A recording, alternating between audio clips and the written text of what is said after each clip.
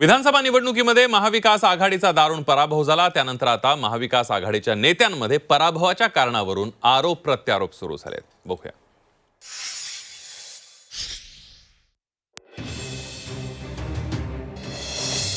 पराभवावरून महाविकास आघाडीत blame game.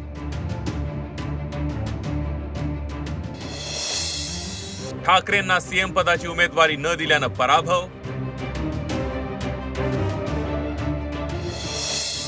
ठाकरेंच्या पक्षाचा काँग्रेस राष्ट्रवादी शरद पवार पक्षावर निशाणा।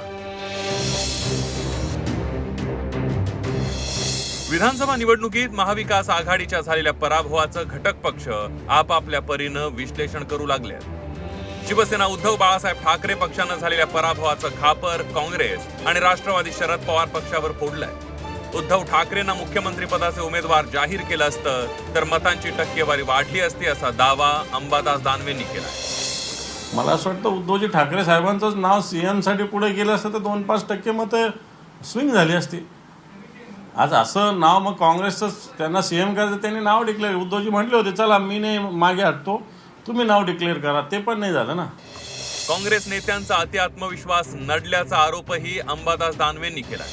लोकसभा निकालानंतर काँग्रेसचे नेते अति आत्मविश्वासात होते, त्याच्यामुळे हे सगळं घडलंय असं तुमचं किंवा कार्यकर्ते असं आहे। काही कार्यकर्ते म्हणत होते काँग्रेसचे लोक तर कोणते आता मिनिस्टर मिळणार आणि कोणतं खातं मिळणार याच्यावर चर्चा करत होते। हे सत्य आहे। चीफ मिनिस्टरसाठी 10 लोक इच्छुक होते।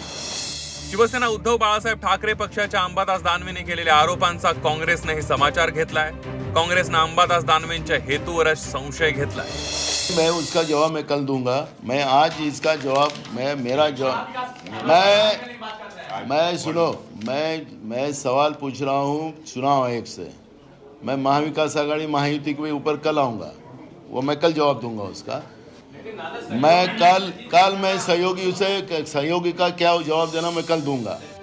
पराभवाचं विश्लेषण करून झालेल्या चुका सुधारणं अपेक्षित असतं। महाविकास आघाडीत पराभवाचं विश्लेषण हे एकमेकांवर खापर फोडण्यासाठी केलं जात असल्याचं या ब्लेम गेम वरून अधोरेखित होऊ लागलंय। ब्युरो रिपोर्ट, झी 24 तास।